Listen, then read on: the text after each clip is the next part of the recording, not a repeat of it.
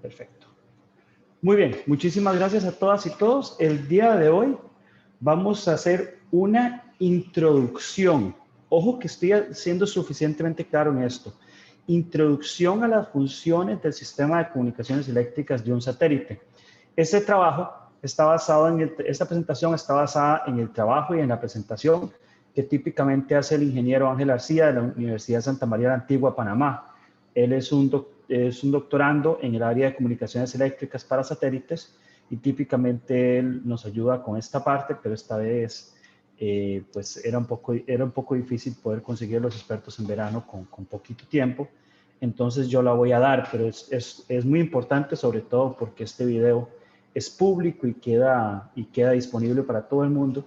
Que quede completamente claro que la presentación es un resumen o una interpretación del trabajo muy fuerte que hizo el ingeniero Ángel García, que es un buen amigo y un excelente profesional, al que de hecho yo le pedí permiso para poder trabajar en la interpretación de su propia presentación. Y el objetivo de la presentación de hoy es que ustedes sepan cuáles son los elementos desde el punto de vista de sistemas importantes a tomar en consideración para poder tomar la decisión de comprar o seleccionar un sistema de comunicaciones para una misión satelital y algunos detalles que hay por el estilo. Entonces, es importante, no es un curso de comunicaciones eléctricas, de hecho, en las carreras especializadas en el tema hay 2 o 3 cursos de comunicaciones eléctricas, sino que es una visión de las funciones de comunicaciones eléctricas de un satélite desde el punto de vista estrictamente de sistemas. Esto tiene que quedar completamente claro. Entonces, ¿cuál es la función del sistema de comunicaciones de un satélite? La función de dicho sistema de comunicaciones es encargarse de comunicar el satélite con el mundo exterior. Entonces, no debe ser confundido con la parte de Command and Data Handling, ¿verdad? Con el manejo de datos que se da a lo interno del satélite, sino que es la manera en la que el satélite sale hacia afuera o recibe comunicación desde adentro. Esta puede incluir tanto la comunicación. ¿Qué pasa con esto? Se me desconectó el... Ok, listo. Ya está conectado con la tableta.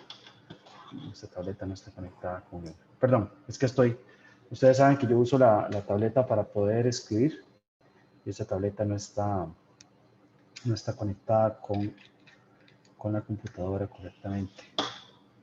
Vamos a ver, no sé por qué está fallando. Disculpas. Okay. Ya está funcionando en este momento. Ok, no importa. No voy a perder demasiado tiempo con esto. Entonces, como ustedes saben, tiene que ver con la comunicación, no solamente con tierra, sino con la comunicación con otros satélites. Se ve bastante más feo cuando es con, ¿cómo se llama? Cuando no es, ya funcionó. Cuando no es con lápiz. Se compone de 2 componentes principales. Obviamente uno puede dividirlo en un montón de componentes, pero uno de los componentes es una antena y el otro componente es un transductor, que es básicamente el que convierte las señales recibidas por la antena o el que convierte en un sentido o en el otro sentido las señales recibidas por la antena. Por ejemplo, aquí vemos nosotros un sistema donde tenemos todo el transductor y la adaptación con las antenas, aquí con una antena dipolo y una antena monopolo. Entonces, ¿dónde estamos con el mouse? Hoy la parte técnica como que está fallando, ¿verdad? Ok, ¿qué es esto? Ok, ¿qué es importante? Lo importante es algo que es bastante conocido por la mayoría de personas, sobre todo si ustedes algún día tuvieron que sintonizar radio de manera con perilla, ¿verdad? Que es el hecho de que la información por medio de ondas electromagnéticas se transmite en diferentes bandas y a diferentes frecuencias. Las frecuencias típicamente con las que se trabaja en satélites son las frecuencias Very High Frequency, Ultra High Frequency, VHF, UHF, y Extremely High Frequency, Entonces, típicamente estas frecuencias van desde los 30 MHz a los 30 GHz. Estas bandas se dividen en diferentes,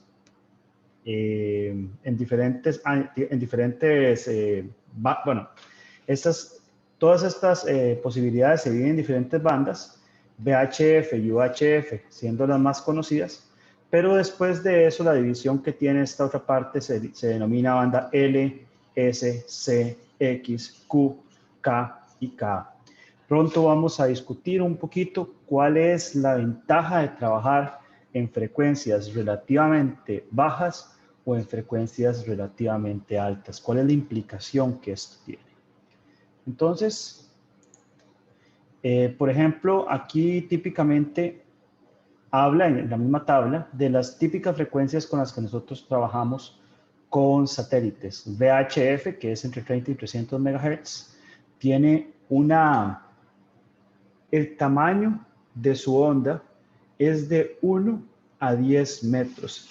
Hay una cosa que es muy importante y no vamos a entrar a discutirla en detalle, pero el tamaño de vamos a ver, el tamaño de la onda tiene que ver con el diseño y el tamaño de la antena. Típicamente estas VHF y UHF se utilizan para FM y radio, y estas de UHF coinciden con frecuencias de televisión, con GPS y teléfonos inteligentes. ¿Qué es importante? Entre más alta la frecuencia, el tamaño de la antena para que coincida con el ancho de la onda con la que nosotros estamos trabajando va a ser menor. Podemos trabajar con la misma potencia, pero con una antena más pequeña.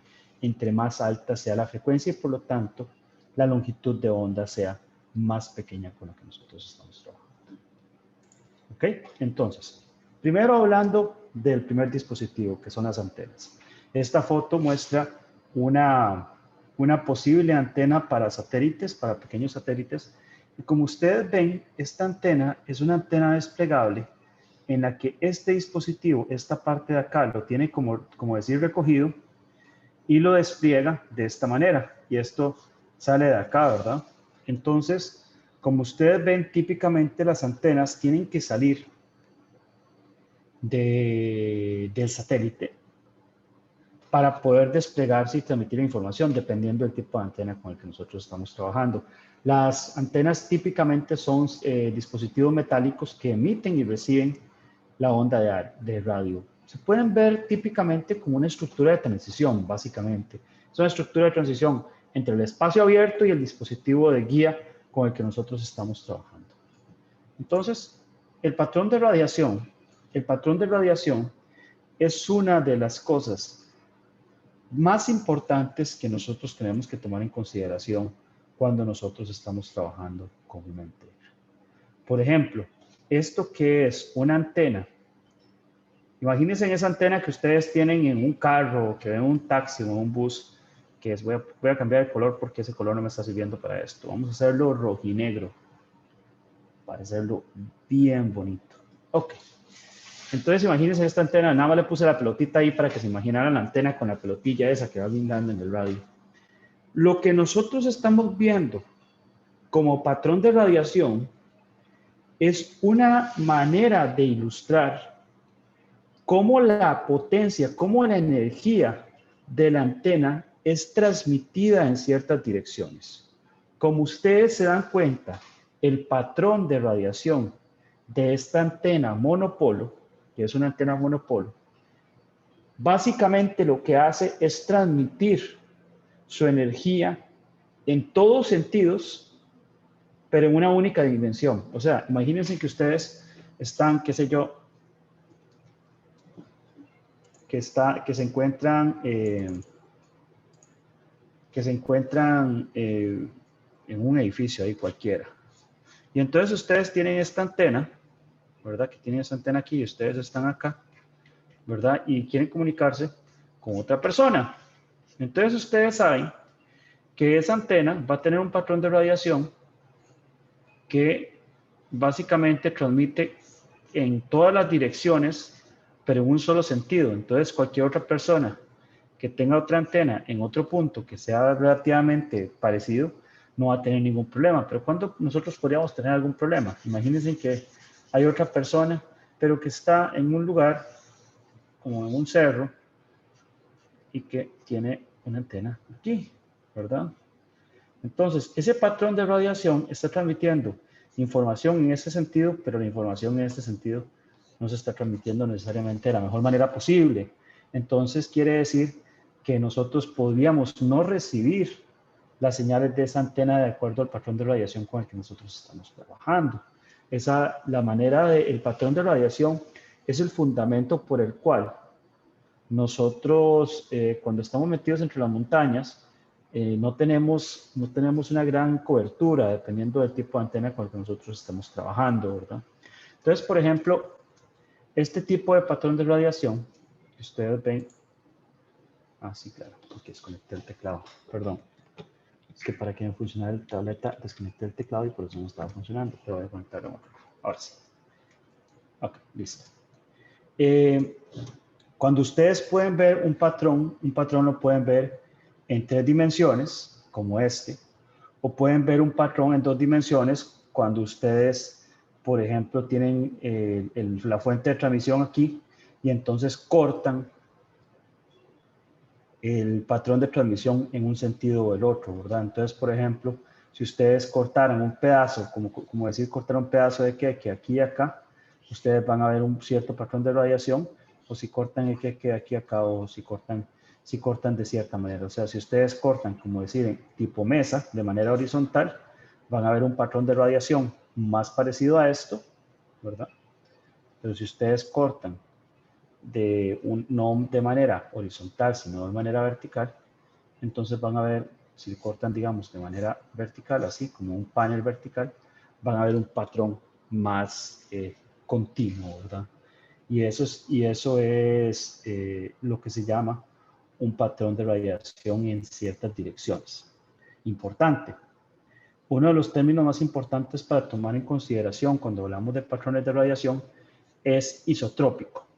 Cuando nosotros estamos hablando de una antena isotrópica, quiere decir que el patrón de radiación es el mismo en todas las direcciones.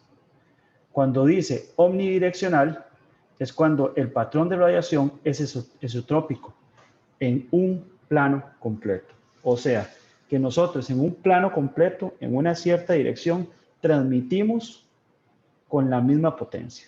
Entonces, yo no sé si ustedes se acuerdan cuando nosotros estábamos hablando de los sistemas de control y decíamos que un sistema de control, si tenía una antena omnidireccional, muy probablemente no tenía la función de poder ubicar la antena en cierta dirección, porque al transmitir, al ser su patrón de radiación omnidireccional, entonces el requerimiento de direccionamiento no era muy pesado o prácticamente nulo. En cambio, cuando nosotros tenemos una antena altamente direccional, tenemos que poder trabajar, o sea, tenemos la necesidad de trabajar con el sistema de control de la antena. Entonces,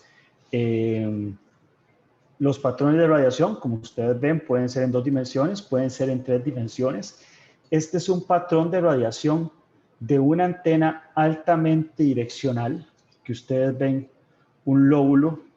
Esto es un eje, parece que esto es X, Y, Z.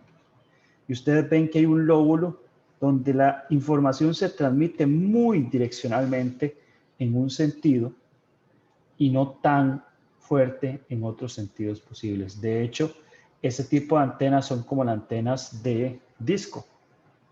Las típicas antenas de disco que ustedes ven en muchos lugares, estas antenas que ustedes ven, que son antenas de discos, en realidad lo que tienen es, vamos a ver cómo lo digo, yo como dibujante, pues no, ¿verdad? Vamos a ver, esta es una, digamos que esta es la antena de disco. Oh, pucha, me quedó horrible.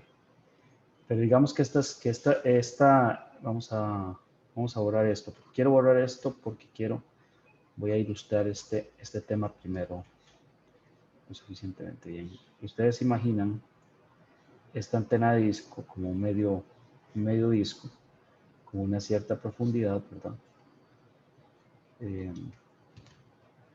Con una cierta profundidad hacia un lugar, ¿verdad? Y que esta antena típicamente va a tener un dispositivo por acá por encima. ¿Qué es el asunto con la antena de disco? En realidad, yo no sé si ustedes lo saben, pero la antena de disco lo que está haciendo es hacer que todas las ondas electromagnéticas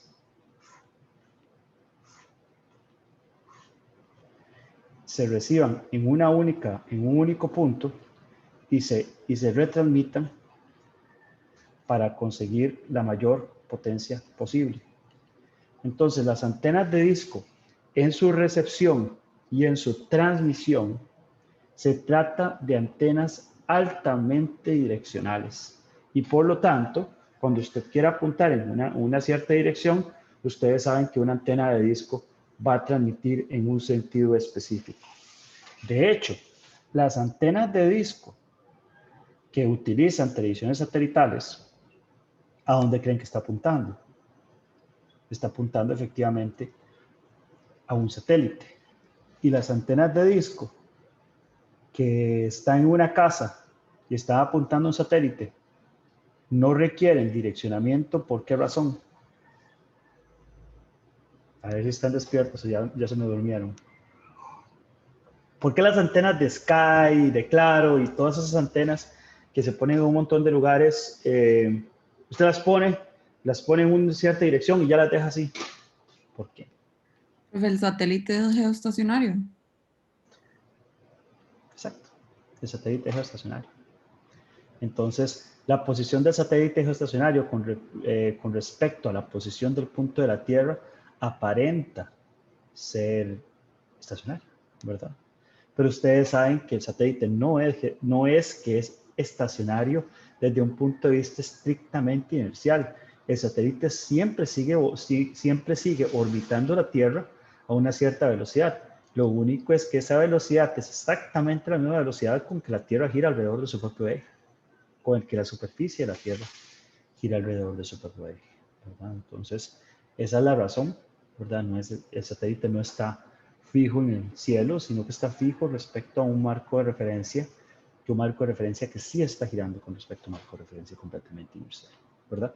Entonces, este tipo de cosas se aprovechan, las antenas direccionales se aprovechan de este tipo de cosas. Ok, entonces, por ejemplo, cuando hablamos de antenas direccionales, hay antenas que son altamente direccionales, que se puede hablar de una directividad. Entonces, una directividad de una antena de disco anda entre los 10 y los 100.000, que quiere decir que la cantidad de potencia que nosotros estamos transmitiendo es muy alta. Decibeles es una manera de medir la potencia en la que nosotros estamos transmitiendo. Por ejemplo, una antena dipolo, su directividad es de 1.5, siendo 1 una directividad prácticamente universal. Una directividad altamente universal, básicamente unidireccional, ¿verdad? Y aquí, por ejemplo, Ángel nos preguntaba, ¿cómo tienen que ser las antenas de los teléfonos móviles? ¿Tienen que tener alta directividad o baja directividad?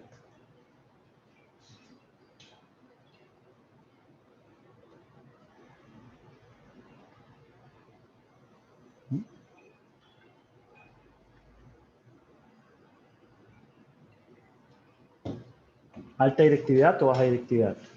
Sería baja, profe. Claro, ¿por qué? Porque si solo apunta a un solo lugar, ¿qué pasa si uno está llamando y no está apuntando a ese lugar? Digamos, no funcionaría.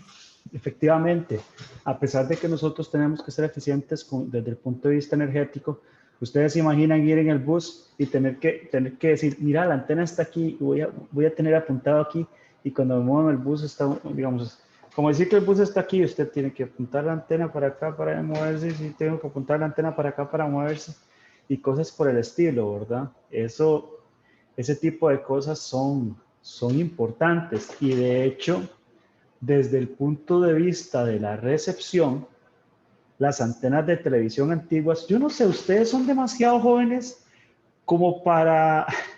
¿Ustedes alguna vez tuvieron que enderezar una antena? O sea, eso de que la antena se movió con el viento y ustedes tenían que empezar a moverla y salir y toda la cosa para que el canal entrara mejor. Sí, profe. Sí, Sí. bueno. Vieras qué fatal cuando hacía viento y estaban dando Dragon Ball Z a las 6 de la tarde y dejaba de funcionar bien. Sí, porque las antenas de transmisión son obviamente omnidireccionales en tanto posible para que la gente reciba televisión en todos los puntos, pero las antenas con las que se recibían en las casas, que eran antenas Yagi, tenían una directividad relativamente alta para poder recibir la mayor cantidad de energía, ¿verdad? Entonces, como nosotros teníamos las antenas puestas, bueno, yo no sé si ustedes son del área metropolitana o no, yo no soy del área metropolitana, entonces a nosotros nos tenían semi-marginados, ¿verdad? Y nos llegaban como 3 canales, ahora la gente del sur le llega todavía menos, creo que cuando yo era niño, yo creo que en el sur solo llegaba como canal 7, una cosa así, ¿verdad? O sea, imagínense. Y tiene que ver muchísimo con la direccionalidad, ¿verdad? Entonces, la decisión de la direccionalidad y el parámetro de direccionalidad, pues es muy importante. En contraste, pues yo no se los voy a decir porque ya se los canté. Esta es la antena de disco. El dibujo es exactamente igual al mío, como ustedes ven, ¿verdad? Entonces, como ustedes ven, lo que hace esa antena de disco es, en el caso de la recepción, fusionar su direccionalidad. Lo que hace es fusionar todas estas señales en un solo punto y en el otro sentido, lo que hace también es direccionar esas señales, las fusiona para que se vayan en un solo punto y sean transmitidas efectivamente. No solamente la direccionalidad tiene que ver con qué también transmite la antena, sino la ganancia.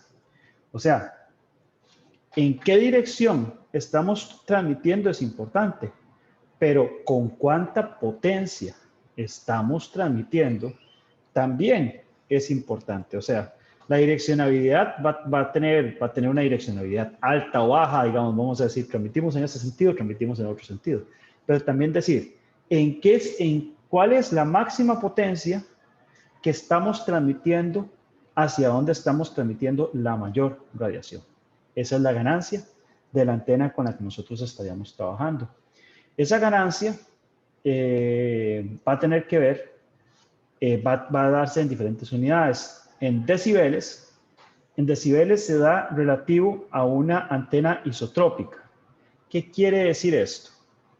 Que si esto es una antena y en el plano, esta transmisión en rojo es la radiación isotrópica ideal, entonces eso quiere decir que, por ejemplo, esta línea roja es la transmisión isotrópica ideal. Esta línea azul es un dipolo que transmite en 2 direcciones, hacia la izquierda y hacia la derecha, y entonces la ganancia con respecto a esta transmisión azul me dice qué tanta energía estamos transmitiendo en ese sentido respecto a la antena isotrópica. Entonces, sí. Profe, Ajá. ¿qué es radiación isotrópica? Radiación isotrópica era el término del que yo estaba hablando antes. ¿Cómo se llama? El pattern, ya se me olvidó la palabra en español. Patrón. El patrón, gracias. A veces me pasa eso. El patrón de radiación isotrópico quiere decir que en un plano yo estoy transmitiendo la misma energía positiva. Entonces, por ejemplo, una antena omnidireccional como la que yo vea, una antena de monopolo como la que yo he dibujado aquí, que me quedó lindísima. Si usted dice que esto es digamos, XYZ, esto es X, Y y Z, una antena monopolo, como la que está ilustrada aquí, en el plano XY, perdón, transmite de manera isotrópica en todos los sentidos. Porque usted hace un corte en el plano y la cantidad de energía que se transmite en todos los sentidos es la misma. Esto es una antena que está transmitiendo de manera omnidireccional. Es isotrópica en un solo plano. ¿Ok? Esta es una antena que no es isotrópica en un solo plano, porque como ustedes ven, está transmitiendo una gran cantidad de energía en un sentido, que es este sentido de acá. Aquí está la ganancia, ¿verdad? 29, y en otros sentidos es bastante más baja, y en otros sentidos no está transmitiendo tanto. Incluso si nosotros hacemos un corte, si ustedes ven, esto es X, esto es Y, y esto es Z, si nosotros hiciéramos un corte en, digamos, esto se ve así como XY, digamos, si hacemos un corte desde arriba, y decimos que esto es XY, más o menos el patrón, vamos a dibujarlo de otro color, más o menos el patrón de esa antena parece verse como algo como así, como más o menos por así, y un patrón como de transmisión de poquita energía en un sentido. Entonces, como ustedes ven, aquí hay una gran cantidad de energía que se transmite en un sentido y en ese otro sentido se transmite muy poquita energía. Entonces, esa es una antena no isotrópica. ¿Verdad? A eso me refiero. ¿Me explico? Sí, profe, gracias. Ok, perfecto.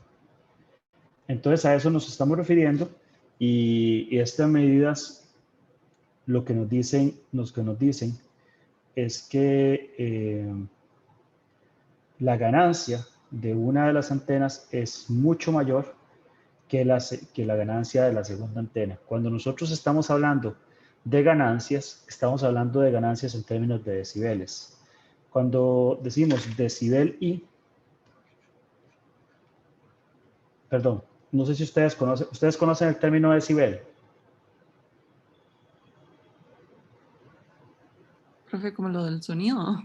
Ajá, sí, pero conocen el término desde el punto de vista técnico.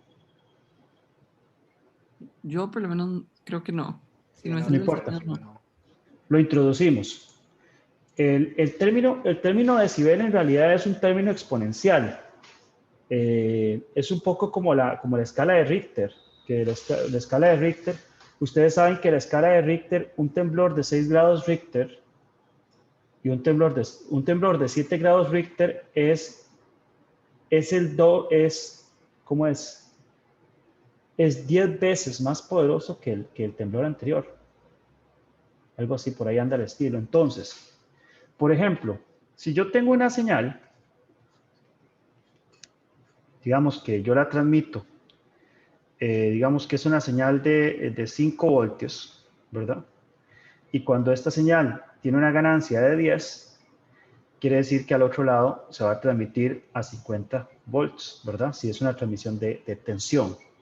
Si lo que estamos nosotros incrementando es la corriente, entonces digamos, no sé, no hablemos de una ganancia de tensión, sino que hablamos de una ganancia de corriente y entonces hablamos de que esta ganancia que nosotros estamos transmitiendo, que hay una cosa que está transmitiendo 2 amperios, aquí va a salir como 20 amperios, ¿verdad? Entonces, eso es una ganancia de 10, ganancia en términos reales. Entonces, ¿por qué nosotros utilizamos los decibeles? ¿Por qué en ingeniería electrónica, se utilizan los decibeles? Porque resulta que muchas veces nosotros vamos a tener varias ganancias. Imagínense que nosotros tenemos esta ganancia y esta ganancia en serie. Entonces, si hay una señal de entrada, la señal de salida que pasa por una ganancia de 10 y otra ganancia de 10, ¿qué tanto aumenta?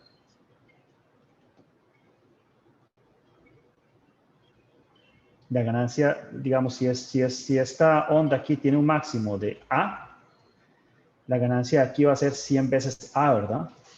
Porque la salida de aquí se multiplica por 10 y la salida de acá se vuelve a multiplicar por 10. ¿Okay? Cuando nosotros trabajamos con decibeles, lo hacemos por la siguiente razón. Porque los decibeles, en decibeles nosotros no tenemos que multiplicar ganancias, sino que sumamos las ganancias. Entonces, si esto estuviera en decibeles, un decibel, digamos, una ganancia en decibeles, vamos a decir esta ganancia que va a estar en decibeles, va a ser igual a 10 por el logaritmo base 10 de la ganancia en términos normales. ¿Por qué 10? Porque resulta que por alguna razón el logaritmo en base en, digamos, no multiplicarle 10 hace las ganancias bastante pequeñas y a los ingenieros y a las ingenieras no nos gustan los números punto tanto, punto tan otro. Entonces, si yo tengo esta ganancia en, ¿cuánto es, pucha, puse números de 10, no importa, ¿cuánto es una ganancia de 10 en esta 10 logaritmo base 10 de 6? ¿Cuál es el logaritmo en base 10 de 10?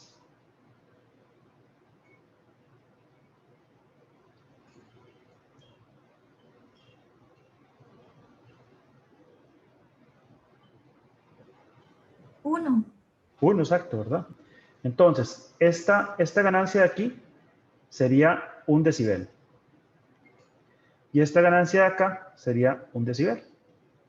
Entonces, para sumar las ganancias de los dos sistemas, lo que yo tengo que hacer es sumar aquí 1 decibel más 1 decibel.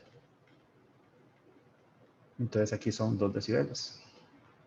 Entonces, si ustedes se dan cuenta, cuando nosotros transmitimos con una potencia de ciertos decibeles y nosotros tenemos que nuestro canal de comunicación tiene una pérdida de cierta cantidad de decibeles, entonces nosotros decimos, transmitimos, por decir algo, estamos transmitiendo 10 decibeles, pero el canal de comunicación tiene una pérdida de 2 decibeles. Entonces ustedes ya saben que inmediatamente 8 decibeles es el valor que se va a recibir en el emisor, en el receptor, porque con decibeles, en lugar de multiplicar, lo que nosotros hacemos es sumar.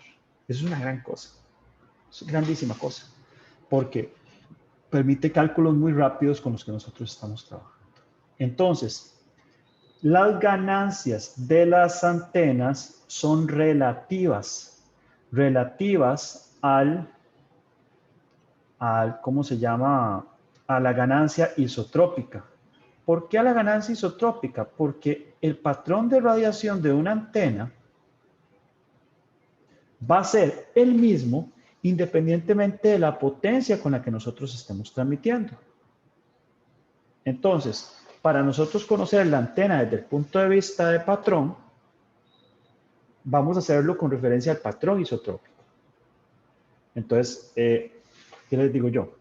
Imagínense la misma antena equivalente. Si nosotros estuviéramos transmitiendo con 50 watts, va a ser, digamos, esta antena isotrópica y esta antena dipolo, digámoslo así. Vean el dibujo todo lindo que estoy haciendo yo. ¿Verdad? Pero si transmitimos con 5 watts, entonces va a ser esta antena, digo yo, para exagerarlo, este es el patrón de transmisión de la antena isotrópica y estos son el patrón de radiación de la antena dipolo, por decir algo. Si ustedes se dan cuenta, se transmite más energía o se transmite menos energía, pero la división entre el valor de la máxima potencia transmitida en cierto sentido se mantiene constante. O sea, que si aquí hubiera digamos que este dice 2.15, digamos que fuera de 2. Si aquí hubiera una distancia de A y aquí fuera A, entonces aquí habría una distancia, qué sé yo, de 0.5 A y entonces el otro serían otro 0.5 A. O sea, ¿cuál es la palabra? Otra vez les voy a pedir Es proporcional, digamos. Eso es la proporción. Iba a decir el ratio. La proporción se mantiene, ¿ok? Entonces, cuando nosotros estamos hablando de proporción, cuando nosotros estamos hablando de dBi, estamos hablando de una proporción. Estamos hablando de una ganancia, de una proporción entre la antena isotrópica ideal y el patrón de radiación de la antena, de la antena con la que nosotros estamos trabajando. A eso se refiere la ganancia de una antena. Y la ganancia de una antena tiene que ver con el diseño de la antena. Y ya la potencia que nosotros vayamos a transmitir a esa antena va a depender de la ganancia que le metamos, ¿verdad? Nosotros tenemos una antena y tenemos una fuente de poder gigante y vamos a transmitir con una gran energía, o tenemos una fuente de poder relativamente pequeña y transmitimos con esa energía. Pero la proporción entre las señales siempre va a ser la misma. ¿Ok? Entre la antena isotrópica ideal o algunas de las antenas con las que nosotros estamos trabajando. A eso se refiere la ganancia de la antena en dBi. ¿Ok? Hay otros términos como el dBd, que sería los decibeles de ganancia que tenemos con respecto a una antena de dipolo. Digamos, una antena de dipolo, si ustedes ven este corte azul que se ve acá, de una antena dipolo, es el mismo que nosotros estamos viendo acá, pero solamente en 2 dimensiones. A eso es lo que nosotros nos estamos refiriendo. Okay. Entonces, básicamente, eso es la manera en la que nosotros trataríamos la ganancia de la antena. ¿Okay? El ancho de banda. El ancho de banda, probablemente lo conocen mejor. Es el rango de frecuencias a través del cual la antena puede irradiar o recibir energía. Entonces, el ancho de banda va a tener que ver con esa frecuencia central, y el rango de frecuencias es básicamente el tamaño de mi canal, ¿verdad? El tamaño del canal por el cual yo estoy recibiendo una antena. Entonces, hay ciertas antenas que van a permitir un ancho de banda con una proporción mucho más alta, otras antenas que van a permitir un ancho de banda con una proporción más baja. Por ejemplo, aquí dice una antena de parche que tiene un porcentaje de ancho de banda de 3% versus una antena dipolo que tiene un ancho de banda del 8%. ¿Ok? Entonces, una antena, por ejemplo, esto es una antena dipolo. Una antena dipolo es una antena donde nosotros estamos teniendo la transmisión de la señal. Imagínense que este es el transductor. Y entonces tenemos 2 líneas donde transmitimos la señal y esa antena se ve de esta manera. Entonces, básicamente la emisión de las ondas electromagnéticas, la emisión de las ondas electromagnéticas se da de esta manera. Esta es una antena dipolo. De hecho, lo que está generando esa antena es una transmisión de una cierta cantidad de ondas electromagnéticas. Cuando nosotros estamos hablando de antenas monopolo, como las que estaba mostrando en ese caso, lo que nosotros estamos haciendo en realidad es replicando en teoría el funcionamiento de una antena dipolo. Este punto de acá, en teoría, lo que va a reflejar, lo que hace es reflejar el comportamiento de la antena dipolo como si existiera una, digámoslo así, como si existiera una antena dipolo fantasma en el segundo sentido, de alguna manera. Y entonces es como transmitir la mitad de eso. Entonces, antenas dipolos son antenas como esta que ustedes pueden ver acá, en ese satélite. Esta parte de acá y esta parte de acá de la antena se trata de una antena dipolo, y esta parte de acá y esta parte de acá de este satélite se trata de otra antena dipolo. Entonces, como ustedes ven, este es el patrón de una antena dipolo, como si este fuera uno de los sentidos del dipolo y este fuera otro de los sentidos del dipolo. Se ven como 2 antenas monopolos de alguna manera en disco. Entonces, este satélite transmite, como quien dice, para acá y para acá, para acá y para acá, para acá y para acá y para acá y para acá.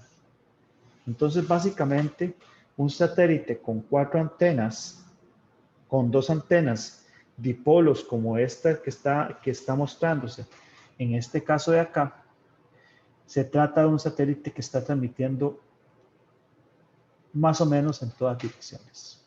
Entonces, ¿qué es lo que quiero decirles con esto?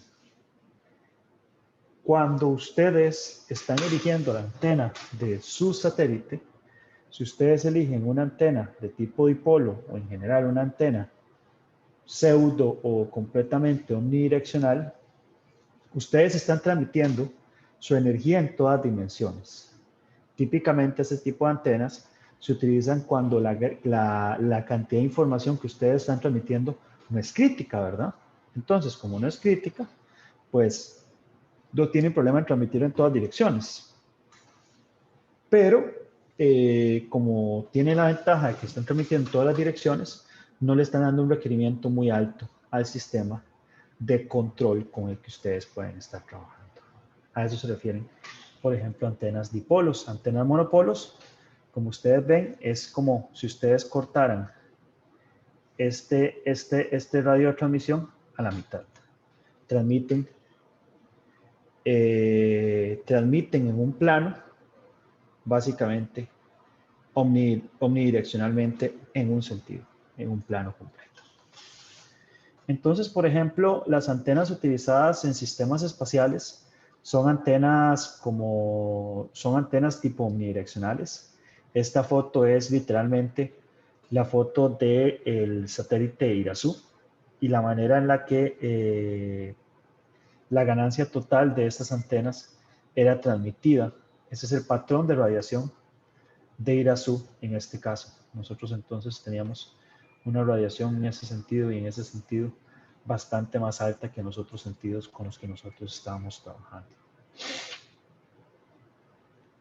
Parece relativamente omnidireccional, pero no necesariamente es omnidireccional. Entonces, si no es omnidireccional, les tengo una pregunta para ver si alguien tal vez se acuerda de esto. Este sistema no tiene un sistema de control activo. No, en realidad no les voy a hacer la pregunta porque creo que es un poco tramposa. Este sistema no tiene un sistema de control activo, sino que lo que se hace en un satélite como estos es tener un sistema de magnetorquers pasivo que se enciende y hace que el satélite se alinee con el campo magnético de la Tierra. Y al alinearse con el campo magnético de la Tierra, el patrón de radiación del satélite como tal, en general, lo podemos de alguna manera u otra alinear de manera no perfecta para que el patrón de radiación más fuerte del satélite esté transmitiendo siempre para abajo y por lo tanto sea mucho más fácil su recepción sin necesitar necesariamente de un sistema de control altamente sofisticado, digámoslo de esa manera. ¿Me explico? ¿Recuerdan ese caso que si no lo recuerdan voy a abrirlo para buscarlo? Porque creo que probablemente sí lo recuerden.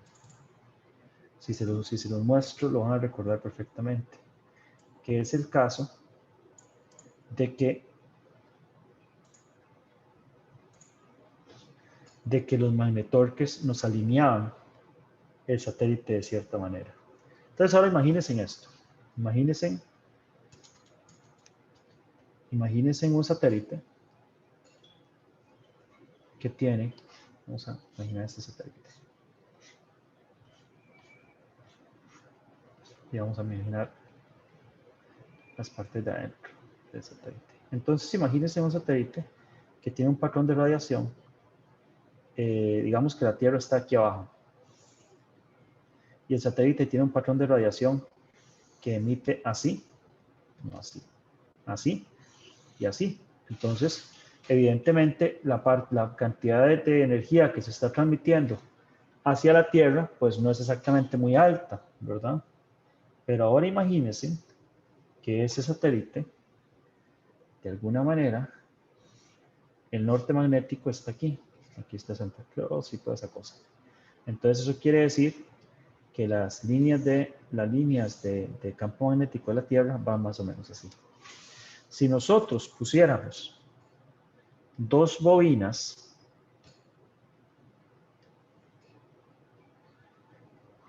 así y aquí, y las encendemos de tal manera que el campo magnético de esas bobinas se dé en esta dirección, ¿qué va a hacer los magnetorques respecto al campo magnético de la Tierra? Van a alinear ese satélite y ese satélite va a quedar básicamente así, con las bobinas alineadas al campo, perdón, con las bobinas alineadas al campo magnético y con la transmisión realizada de esta manera. Y por lo tanto, bastante mejor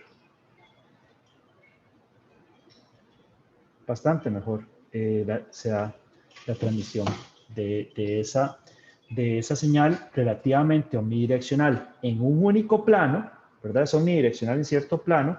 De alguna manera se podría comparar a lo que nosotros estábamos viendo, perdón, esta es, a lo que nosotros estábamos viendo anteriormente, y poder entonces transmitir sin requerir de un sistema de comunicaciones eléctricas tan avanzado. No sé si me explico con esto.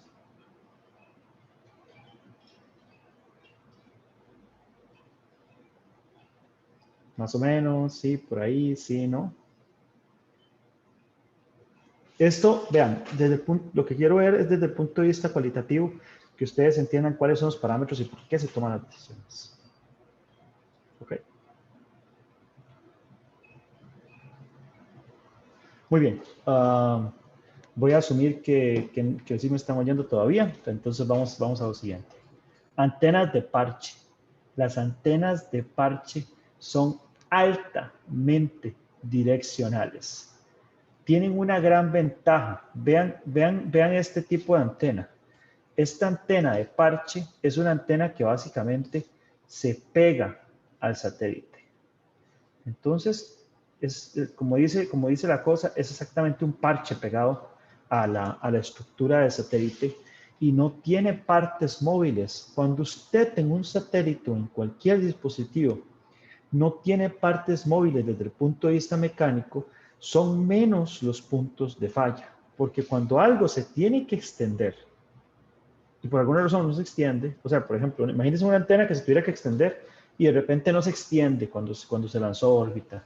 Entonces tiene una mayor cantidad de puntos de falla. Vean, por ejemplo, la antena que nosotros pusimos aquí de ejemplo en el principio. Ven que esta antena tiene que salir de esta manera. De hecho, recuerdo que esas antenas de Irazú, del proyecto Irazú, tenían una metodología bastante, ¿cuál es la palabra? No diríamos rudimentaria, sino tiene una metodología bien interesante. Estas antenas se pegaban así y estaban pegadas por un cable eléctrico. Ese cable eléctrico, cuando se pasaba una corriente, se quemaba y la antena se despegaba con un resorte. Entonces imagínense si el cable eléctrico no funciona, si no se le brinda suficiente potencia, si el satélite, de hecho, uno de los mayores miedos que nosotros teníamos con el satélite, y ahorita vamos a hablar de la parte termal, es que lo lanzaran en eclipse. Cuando el satélite se lanza en eclipse, la temperatura que el satélite tiene son varios grados bajo cero, bastantes. Entonces, por ejemplo, el cable que nosotros estábamos quemando se tiene que calentar para quemarse. Y si el cable que se está tratando de quemar está a una temperatura bajo cero, la temperatura puede ser muy baja y no quemarse y no abrir las antenas, y por lo tanto, si no abrimos las antenas no nos podemos comunicar con el satélite y por lo tanto la misión caput, ¿verdad? En cambio, con antenas parche no hay ningún problema. Pero ¿cuál es el asunto de las antenas parche? El asunto de las antenas parche es que las antenas van a ser altamente direccionales y por lo tanto van a requerir otro tipo de control desde el punto de vista de orientación para poder definir la orientación del satélite y la orientación de la antena. Hay otras antenas especiales, por ejemplo, esa es una antena que se despliega, que tiene una cierta direccionalidad y que aquí se ve desplegada y aquí se ve sin desplegar. Este tipo de antenas son de alguna manera una antena de banda S que busca poder transmitir la mayor cantidad de información, pero estar en el menor volumen posibles. Y otro tipo de transmisión que no necesariamente es utilizando un cierto ancho de banda son las transmisiones láser, que ya hoy por hoy se están utilizando para la comunicación entre satélites y la comunicación entre satélites y Tierra. Esto es bien interesante y es una de las tecnologías que no hablemos que está en el futuro, sino que está en el presente. Y es bien interesante por lo siguiente. Resulta, bueno, justamente estaba leyendo de esto cuando estaba preparando esta clase, y resulta que la gran ventaja de las antenas láser es que el canal de comunicación, la potencia del canal de comunicación depende solamente, no depende de los dos sistemas, sino que depende solamente de uno de los sistemas. Entonces, la antena que nosotros tenemos en tierra apuntando con un láser puede ser una antena extremadamente potente, y el receptor que nosotros tenemos en el satélite no tiene que ser tan potente, pero aún así puede transmitir una gran cantidad de información porque prácticamente toda la potencia la estamos sacando de tierra. Pero, ¿qué es lo que tiene que tener un satélite con transmisión láser? Un altísimo nivel de direccionamiento, ¿verdad? Porque literalmente estamos agarrando un rayo láser y lo estamos recibiendo en el satélite.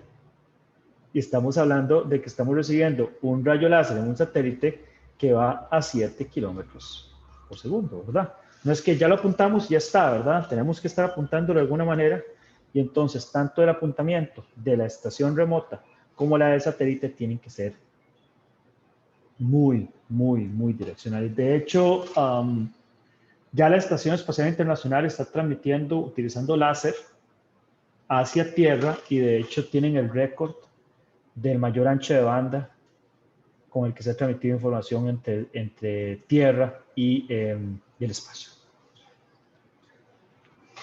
Es bien interesante, y de hecho es una de las tecnologías de transmisión que está utilizando Starlink para poder comunicarse entre satélites y poder generar una red de Internet global. Súper interesante. Entonces, ¿cuáles son los aspectos importantes cuando nosotros estamos hablando del sistema de comunicaciones eléctricas?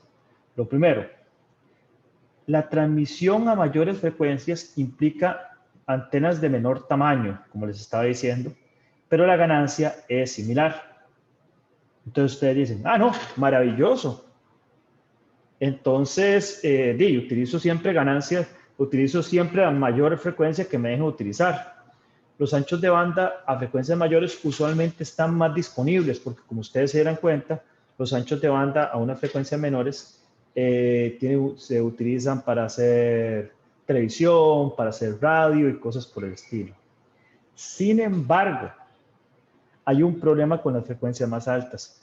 Las frecuencias más altas tienden a ser mucho más atenuadas por la atmósfera. Es decir, nosotros cuando estamos transmitiendo desde el espacio hacia Tierra, entre mayor es la frecuencia, mayor es la pérdida que nosotros tenemos por la atmósfera. La atmósfera no es lineal con respecto a cualquier frecuencia. La atmósfera es pasabajos, como decimos nosotros en telecomunicaciones. Entre menor es la frecuencia, menor es la pérdida. Entre mayor es la frecuencia, mayor es la pérdida. Entonces, vamos a ver. Para hablar ya de algunos aspectos finales respecto a comunicaciones eléctricas de satélites, lo que les puedo decir es que la asignación de la frecuencia se realiza de manera internacional a través de la organización que se denomina ITU,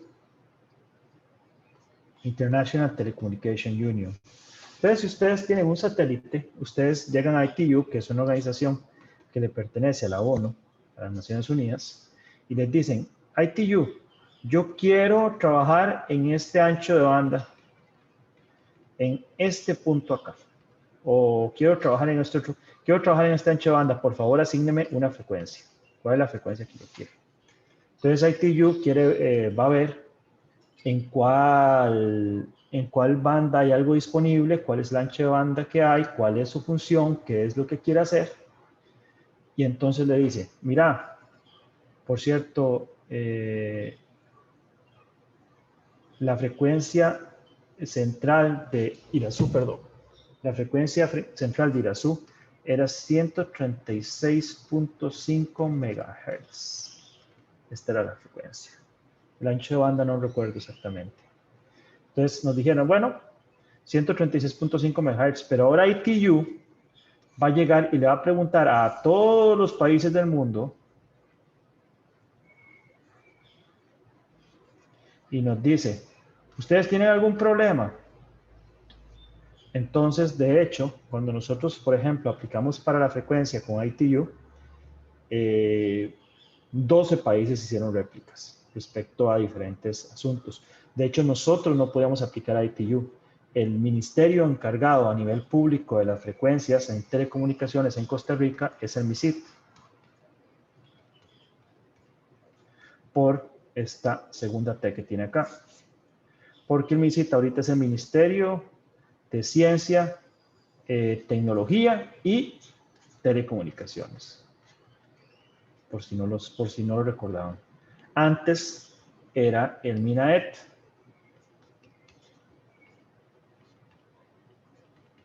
Pero al MINAET le cambiaron el nombre, le quitaron la T, se la pusieron al MISIT y ahora se conoce como MINAE. Entonces ya MINAE no se encarga de telecomunicaciones, MISIT se encarga de telecomunicaciones y ellos son los que tuvieron que hacer la aplicación por la frecuencia de satélite ante la organización ITU. Y esa es la manera en la que nosotros obtuvimos la frecuencia. Y ese es el proceso muy resumido de cómo se obtiene la frecuencia asignada con la que nosotros estamos trabajando. Típicamente, lo que se hace es trabajar con radios que le permitan a uno cambiar el valor de la frecuencia. Típicamente un radio es UHF o VHF, uno lo compra y lo sincroniza a la frecuencia con la que nosotros queramos trabajar. Entonces, por ejemplo, si ustedes ven, voy a abrir el librito este, State of the Art, y ustedes van y se buscan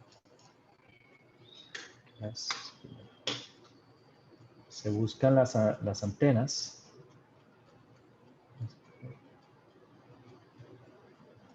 Perdón, estoy durando mucho.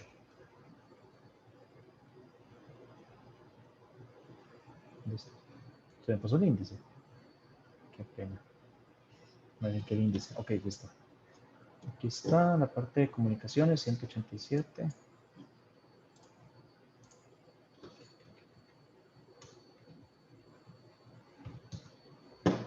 Aquí está. Si ustedes ven, aquí están lo que les estaba diciendo. Ustedes ven los tipos de antenas omnidireccionales o antenas de parche. Y también pueden ver los sistemas de comunicaciones. Los sistemas de comunicaciones típicamente vienen como VHF u UHF, ¿verdad? Estos son VHF u UHF, que son sistemas que uno puede configurar. O bandas, por ejemplo, la banda L, y las bandas L, bandas S y todo ese tipo de bandas que son bandas de más alta frecuencia, banda X, y entonces, ¿qué es lo que típicamente lo que nosotros vamos a tener? Nosotros vamos a tener transmisiones que van a poder hacerse en VHF o UHF, de acuerdo al transductor, o que se van a hacer en las bandas de más alta frecuencia, pues trabajando. Y como ustedes ven, aquí ya para pequeños satélites, lo que habla este State of the Art de NASA, es que lo que se ve en el horizonte, es el trabajo con láseres, que todavía son sistemas con los que nosotros estamos trabajando, con los que se van a trabajar, y la comunicación entre satélites, que todavía es un área de desarrollo futuro, o sea que son cosas donde todavía en el área de comunicaciones eléctricas. Entonces, hablando de los transductores como tal, se encargan de dos funciones: convertir la información transmitida de la antena, o convertir información transmitida del satélite para ser transmitida por la antena, o convertir información hacia el satélite transmitida por recibida la antena para ser interpretada por las comunicaciones a bordo. Los transductores pueden ser del siguiente tipo. Esta es una de las terminologías tal vez más importantes que van a encontrar en los transductores. Número 1, si realizan ambas funciones al mismo tiempo, que son recepción y transmisión, o sea, es como una persona que puede hablar y escuchar a la vez, es full duplex. Pero si nosotros solo podemos transmitir en un sentido y para recibir información tengo que dejar de transmitir, es lo que llamamos half duplex. Duplex quiere decir que las dos cosas, transmisión y recepción, pero full duplex quiere decir que los puede hacer al mismo tiempo. O sea, imagínense, half duplex y full duplex es básicamente como las líneas del tren en Costa Rica, ¿verdad? Que solo hay una línea de tren, entonces si viene un tren ya no puede venir el otro. En cambio, full duplex básicamente son dos líneas de tren. Si yo vengo por un tren aquí, entonces yo vengo por otro tren acá, entonces full duplex. Y a eso es lo que nosotros estamos hablando. Esta, por ejemplo, es la ilustración del transductor del proyecto Irazú en conjunto con la computadora a bordo. Ese transductor es un transductor de GOM Space que permitía sincronizarlo en frecuencias de UHF y VHF. Entonces, los transmisores para satélites típicamente te permiten sincronizar el transductor de acuerdo a la frecuencia con la que ustedes van a trabajar. Este es el esquema de ese sistema. Ese sistema tenía tanto un transmisor como un receptor, y aquí tiene lo que se llama un Power Amplifier. Esto es Power Amplifier, que es básicamente lo que les estoy diciendo, que es básicamente agregarle energía a la transmisión para poder transmitirla por la antena. Y esto es lo que se denomina un low noise amplifier, que lo que busca, además de recibir la información de la antena, es poder filtrar el ruido inherente a la transmisión con el que nosotros estamos trabajando. Básicamente todo ese sistema va a ser controlado por un microcontrolador que ya se va a comunicar con el sistema de Command Data Handling con diferentes canales de comunicación. En este caso, el bloque, justamente este que estoy ilustrando acá, que creo que si yo veo bien, creo que este es el que dice AX100, que es este, el AX100, podía comunicarse con el satélite con I²C, con el bus CAN y con el bus UART, que fueron los tres que son, bueno, este es serial, ¿verdad? Esto es serial, y esto es bus, y esto es un bus. Justamente hoy estaba en la defensa de doctorado de un amigo mío, que por cierto el director de ustedes era parte del panel,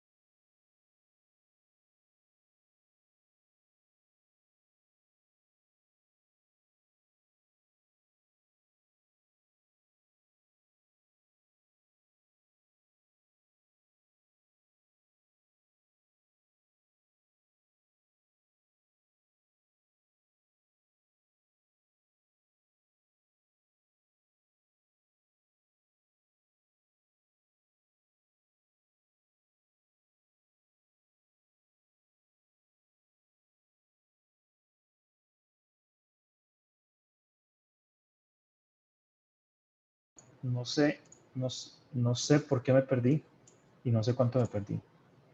¿Cuánto me perdí? ¿Cómo les va? ¿Me están oyendo perfectamente? Sí, profe, ahorita sí. Ok. ¿Ya había empezado con GPredicto? No he hablado de esta lámina que tengo presente en este momento. No, todavía no. Estaba aquí todavía. Sí. Ok, perfecto. Entonces, lo que les estaba diciendo, muchas gracias, lo que les estaba diciendo es que la cantidad de datos tiene que ver con el ancho de banda, la potencia con la que estoy transmitiendo, pero cuando ya esas cosas están limitadas, la cantidad de información que yo voy a recibir va a depender claramente del tiempo que yo tenga para poder transmitir o para recibir. El tiempo que yo tengo para transmitir y recibir es lo que nosotros denominamos tiempo de pasada. Y el tiempo de pasada va a depender de la órbita del satélite. Entonces, imagínense, este es un ejemplo en un software que se llama GPredict, que donde está esta base, voy a ponerla en otro color. Creo que esta base es la que está mostrándose. Y aquí nosotros estamos viendo, desde el punto de vista de la base, cómo es una pasada del satélite. Eso quiere decir, ese satélite, por ejemplo, creo que sería este, que va a pasar por aquí, no va a pasar exactamente por la base, sino que va a pasar por el noroeste. Y como vemos aquí, vamos a borrar esto.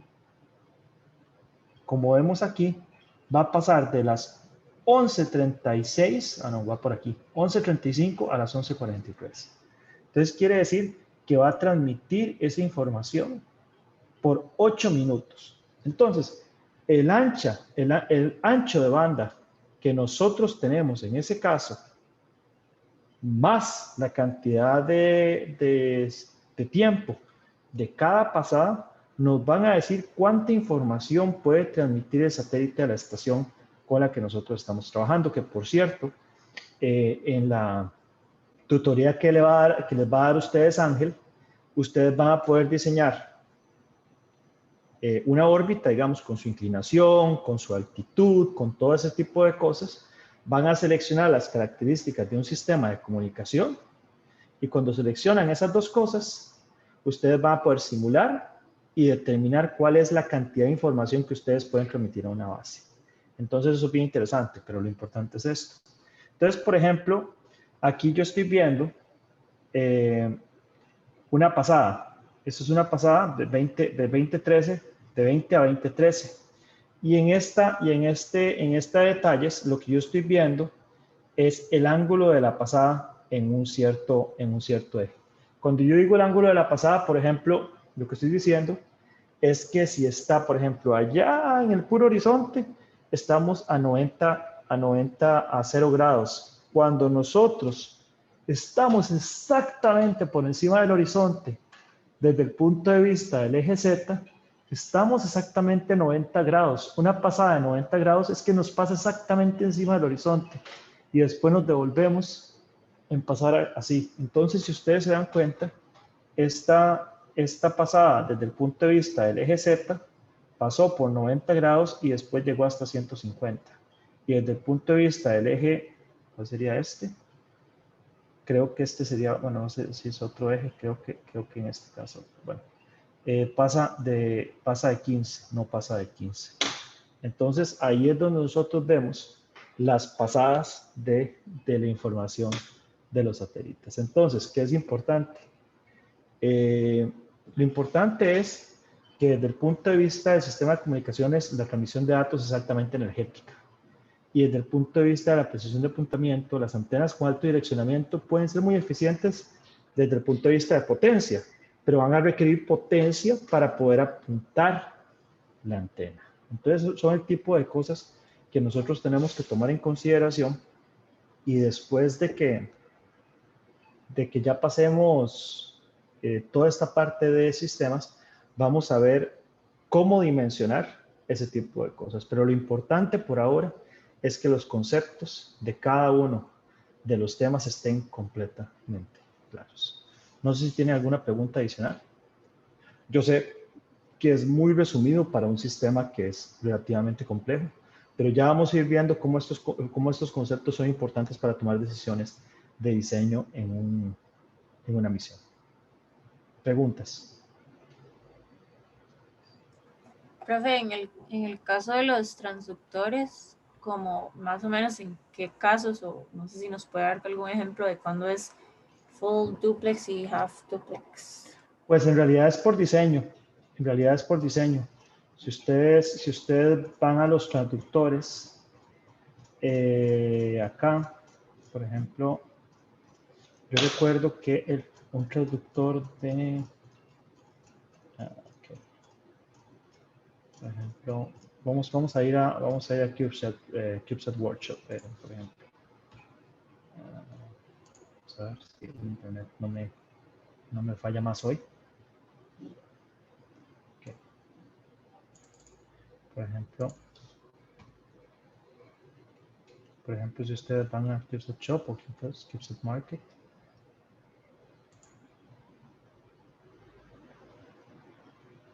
y van a productos en comunicaciones, sistemas de comunicaciones, perdón.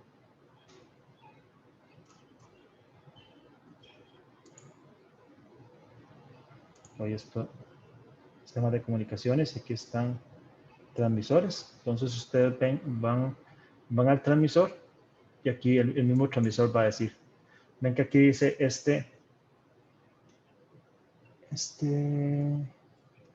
creo que por ejemplo, Product Properties,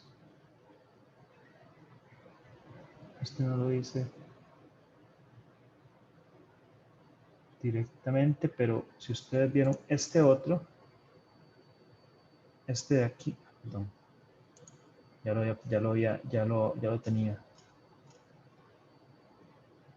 Es que tenía, bueno, ISIS.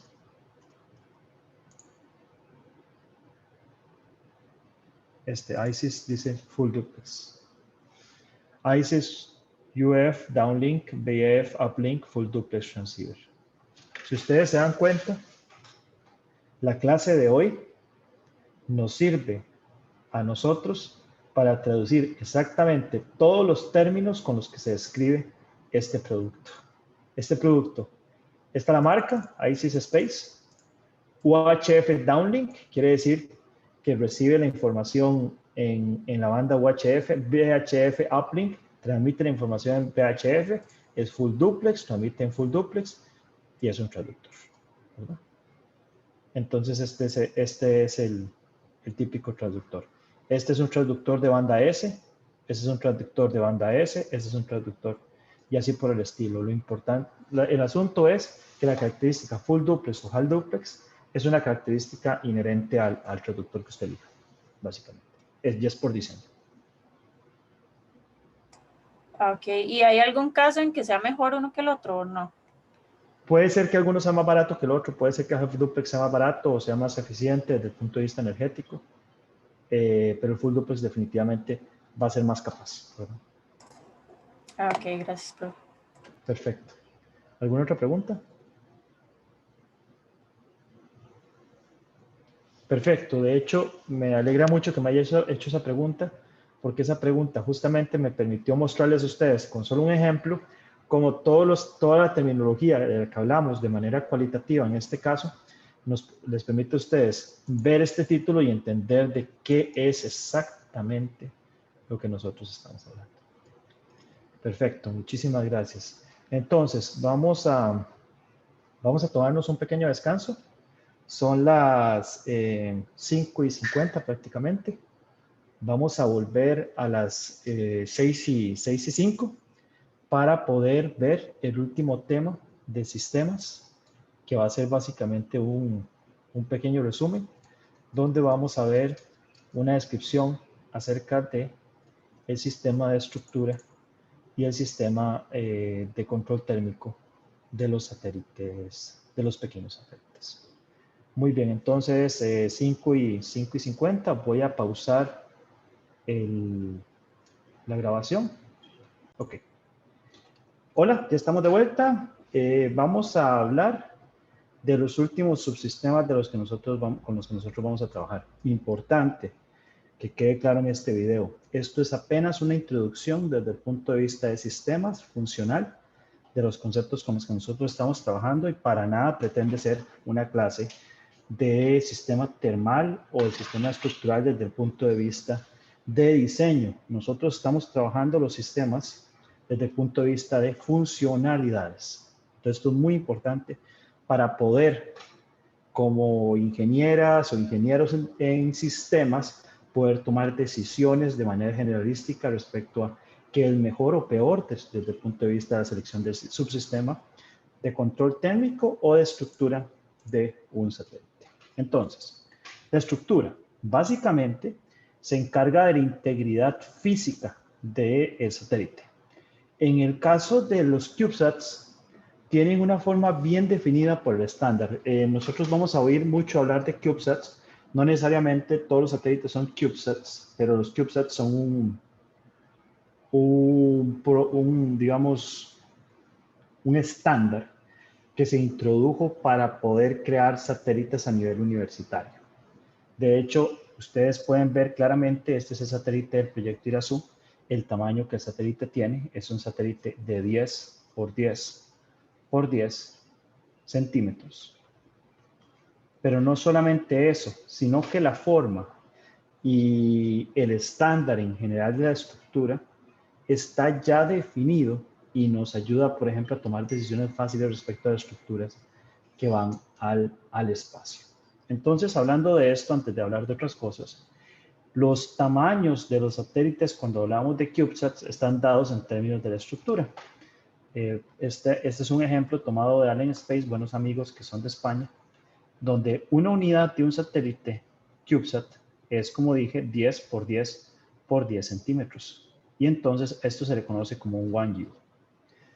Entonces, si ustedes quieren un satélite de 2 unidades, de 20 por 10 por 10 centímetros, o este es el tamaño que requieren, esto va a ser un satélite de 2U, de 2U, 2 unidades, 3 unidades, que este es un satélite muy utilizado porque típicamente los satélites que tienen requerimientos superiores desde el punto de vista de control activo y cosas por el estilo, no son, el tamaño de una unidad es muy pequeño para albergar ese tipo de cosas.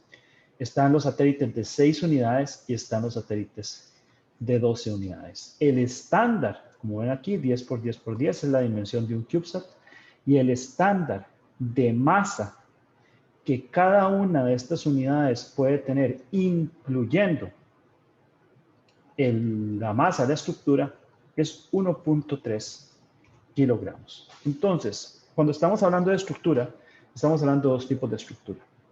Estamos hablando de la estructura primaria. La estructura primaria es la que le da la estructura a todo el sistema. Entonces, es la que se encarga de la integridad mecánica. Si usted pierde una parte de la estructura mecánica, todo colapsa. O sea, es un caput, ¿verdad? Colapso total del sistema. Entonces, como ustedes ven, en negro, esta es la estructura simulada del sistema del proyecto Irazú. Si esto se raja aquí, por ejemplo, raja, que término más poco técnico. Si esto se rompe de alguna manera aquí, toda la estructura del satélite y todos los componentes y todo este tipo de cosas, eso deja de funcionar.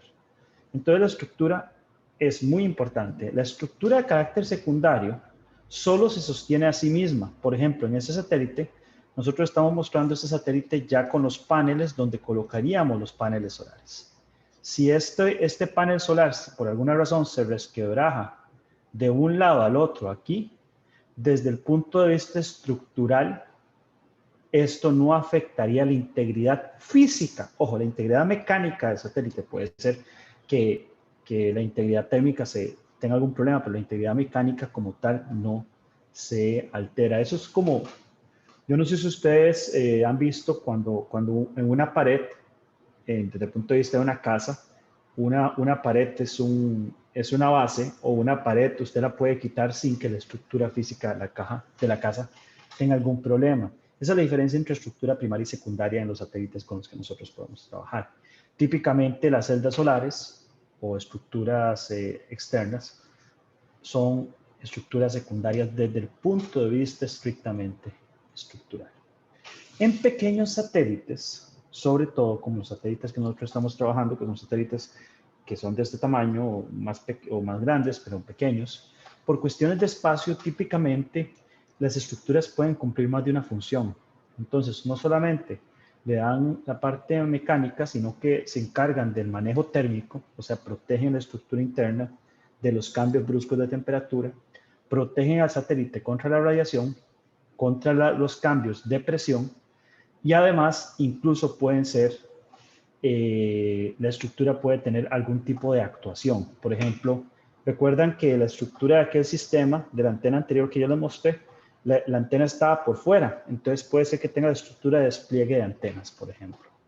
Entonces, típicamente con estructuras tan estándares como la estructura de un CubeSat, se conoce muy bien cuál es su comportamiento, pero cuando ya uno selecciona cuáles son los subsistemas, uno puede, por ejemplo, en software como COMSOL, hacer simulaciones de estrés mecánico y exagerar estrés mecánico en diferentes puntos de satélite, ya sea para acá o ya sea para acá, y verificar cómo se va a torcer la estructura o el satélite de manera previa a poder implementar el diseño. Entonces, por ejemplo, en estos CubeSats usualmente no suele haber ningún problema, pero si nosotros nos damos cuenta que pusimos todo por aquí arriba y esta vibración estaba, pusimos todo aquí arriba, imagínense, y esta vibración estaba provocando que esta parte de aquí abajo vibrara más, entonces decidimos que no, que vamos a poner una de las tarjetas electrónicas en esta parte de abajo para darle más sostén al sistema. Usualmente en satélites tipo CubeSat, por el hecho de trabajar con un estándar, no suele ser tan problemático, pero las pruebas pueden ser hechas relativamente fáciles. Los materiales. Los metales, por ejemplo, tienen la gran ventaja de que son homogéneos y que son isotrópicos. Otra vez estamos usando ese término, isotrópicos. Quiere decir que las propiedades del metal son similares independientemente de cualquier presión, de cualquier dirección, de cualquier punto. Pero últimamente, sobre todo con el advenimiento de las impresiones 3D y cosas de esa naturaleza, tenemos materiales compuestos como fibra de carbono y cosas por el estilo. Yo no sé si ustedes se han dado cuenta que la fibra de carbono tiene una característica que puede ser, no sé si buena o mala, que es el hecho de que si ustedes ven una fibra de manera microscópica, van a ver que se comporta de esta manera. Y si ustedes tuvieran un cuchillo, no sé, de diamante o algo así, una cosa es cortar en este sentido y otra cosa es cortar en este sentido desde el punto de vista estructural. Cuando usted un metal lo corta en un sentido o en el otro sentido, es exactamente lo mismo. Yo no sé si ustedes han visto cómo es el queso palmito, que tiene como hebras. Es muy diferente cortarlo en la dirección de la hebra o cortarlo en perpendicular a la dirección de la hebra. Algo así, imagínense, con la fibra de carbono. Entonces, no son homogéneos. ¿Qué es esto? ¿Qué es esta cosa tan horrible? Perdón. Esto definitivamente es un error que no puedo permitir que se quede ahí. Aquí, ahora sí. No son homogéneos, no son isotrópicos, pero eso que puede constituir una desventaja, eventualmente puede constituir una ventaja, porque imagínense que por alguna razón hay un punto que sabemos que es de mayor presión y otro punto que es de menor presión, y nosotros eventualmente, utilizando ingeniería de materiales, podemos cambiar las propiedades del material por diseño. Esto es un ejemplo de una propuesta de satélite con un tamaño bastante pequeño que fue propuesto por los indios utilizando fibra de carbono.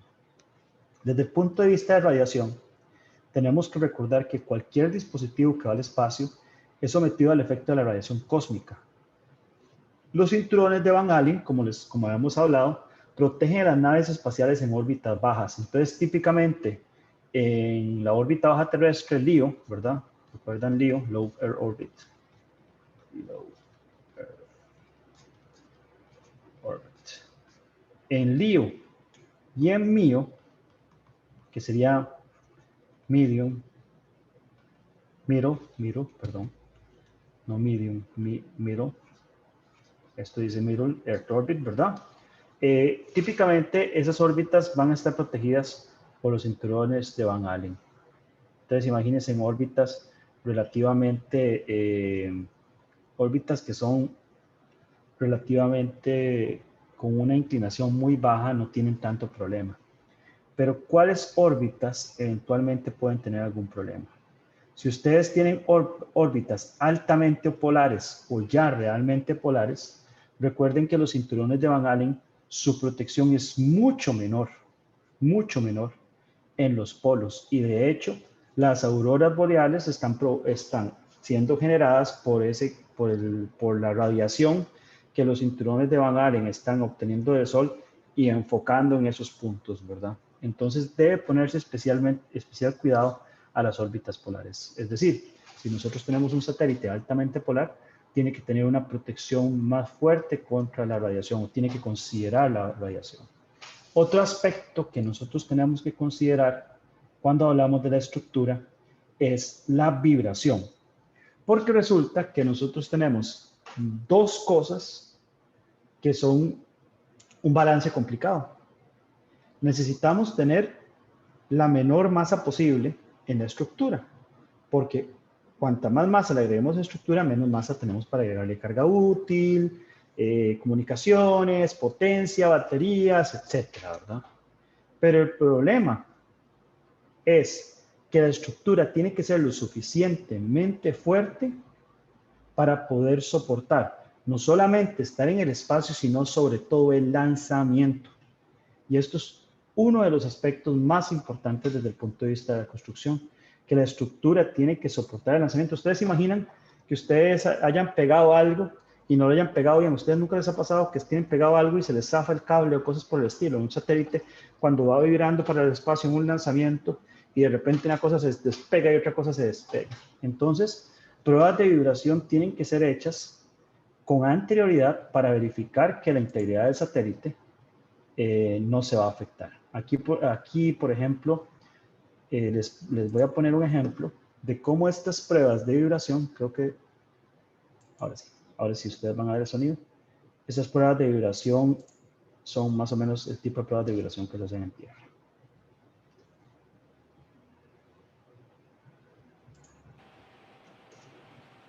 Eso es una vibración en uno de los ejes, en el eje Z. Entonces ustedes ven que los componentes del satélite, armados o desarmados, son probados para ver si la integridad de los componentes se mantiene bien, ¿verdad? O sea, si no se despega nada, si todo está completamente bien funcionando, cosas por el estilo. Eso es un típico tipo de pruebas de vibración, y la frecuencia y la fuerza con la que se ejerce esa prueba tiene mucho que ver con los rangos en los que va a trabajar el cohete. Entonces el cohete tiene que ser muy poderoso, pero a la vez no puede vibrar demasiado, ¿verdad? Son equilibrios muy complicados. Y eso es básicamente el tipo de pruebas de vibración con el que trabajan los satélites. Cuando hablamos del subsistema termal, hablamos típicamente del satélite que permite que que permite que los otros sistemas del satélite sobrevivan al ambiente espacial desde el punto de vista estrictamente térmico. O sea, no solamente de la temperatura, sino de los cambios de temperatura. Ustedes tienen que entender que cuando el satélite está en vacío o en básicamente un vacío, no existe ningún otro tipo de superficie a través de la cual transmitir el calor. O sea, estamos básicamente en un vacío. Entonces, si nosotros estamos recibiendo 200 grados Celsius o menos 50 o menos 60, no tenemos manera de que algo me vaya a recibir esa energía o me vaya a dar energía para poder trabajar. Entonces, típicamente, lo que se hace para verificar que el sistema térmico funciona correctamente es poner los satélites en cámaras de vacío, donde se logran prácticamente ciertos vacíos, y se calienta y se enfría esos satélites a las temperaturas máximas y mínimas a las cuales va a ser sometido dependiendo de la órbita con la que nosotros estemos trabajando.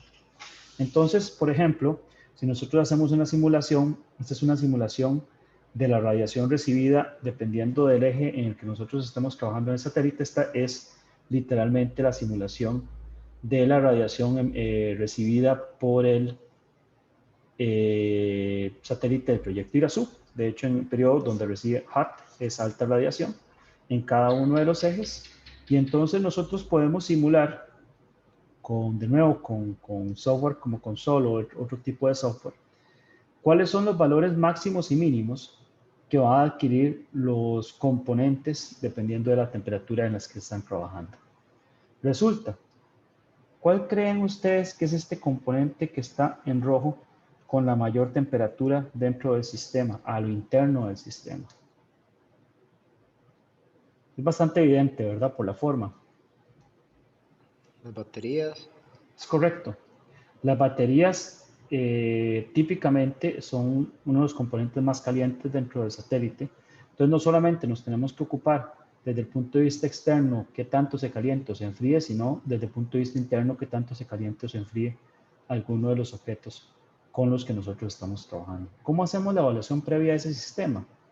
En pequeños satélites lo típico es que la estructura es la que le da la protección térmica a los dispositivos.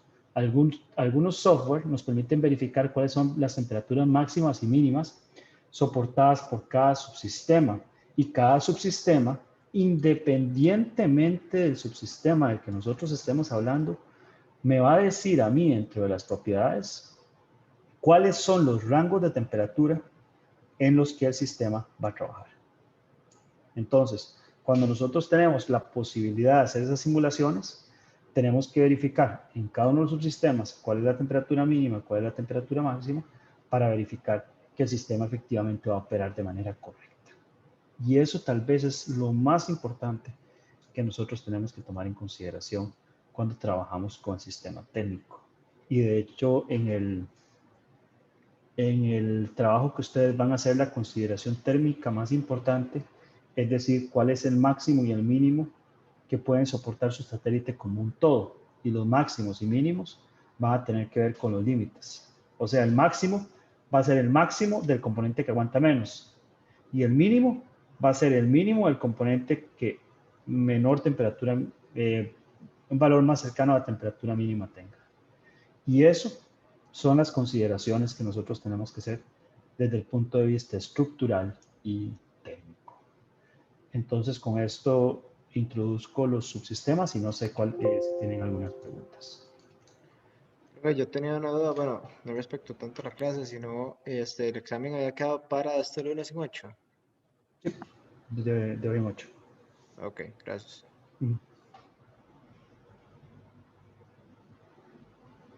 ¿Alguna otra pregunta?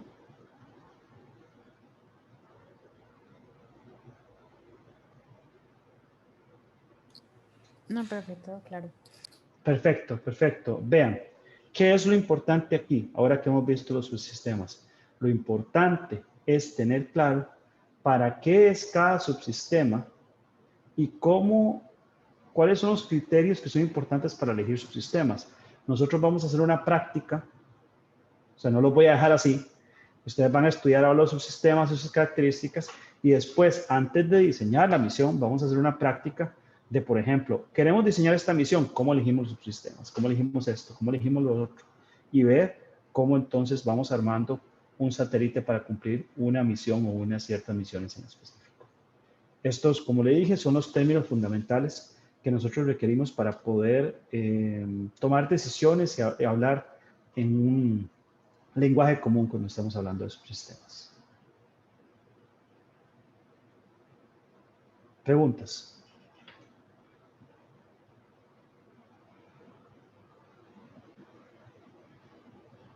No, yo creo que hoy nos rindió bienísimo la otra parte de la clase, a pesar de que tuve el pequeño retraso al principio.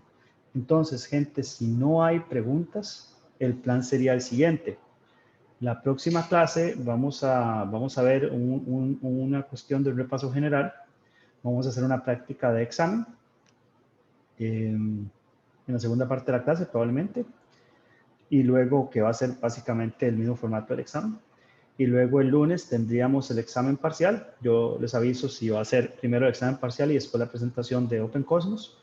Yo esperaría que fuera primero el examen parcial para que la presentación de Open Cosmos la vean con toda la tranquilidad del mundo. El examen parcial no es complejo y van a ver que es bien interesante. Entonces, les recomiendo que vayan estudiando esas presentaciones, esas clases. Creo que ya ustedes tienen todas las presentaciones y aparte de esta clase tienen todos los videos disponibles. No sé si tienen alguna otra pregunta específica del tema o general.